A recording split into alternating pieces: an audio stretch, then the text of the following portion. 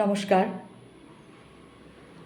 আমার সব বন্ধুদের জানাই কালী পুজো, ধনতেরাস ও দীপাবলির অনেক অনেক শুভেচ্ছা ও ভালোবাসা। প্রথমে ধনতেরাস, তারপর কালী পুজো, তারপর দীপাবলি। ধনতেরাস মানেই তো নতুন জিনিস কেনাকাটা, সবাই করেন। কেউ কেউ সোনার গয়না কেনেন, আবার কেউ কেউ নতুন ফার্নিচার, আবার কেউ কেউ তাদের পছন্দ মতো অন্যান্য জিনিস কিনে থাকেন, যার যেটা ভালো লাগে। আর দীপাবলি মানেই তো আলোর উৎসব।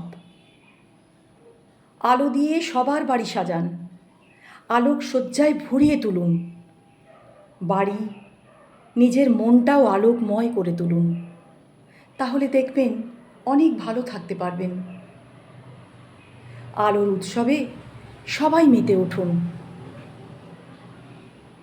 সবাই ভীষণ ভালো থাকবেন।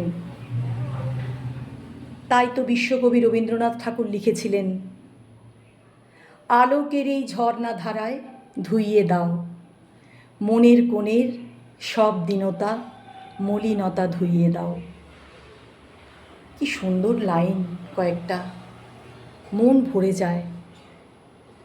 সবাই আনন্দে মেতে উঠুন, আলোর উৎসবে মেতে উঠুন।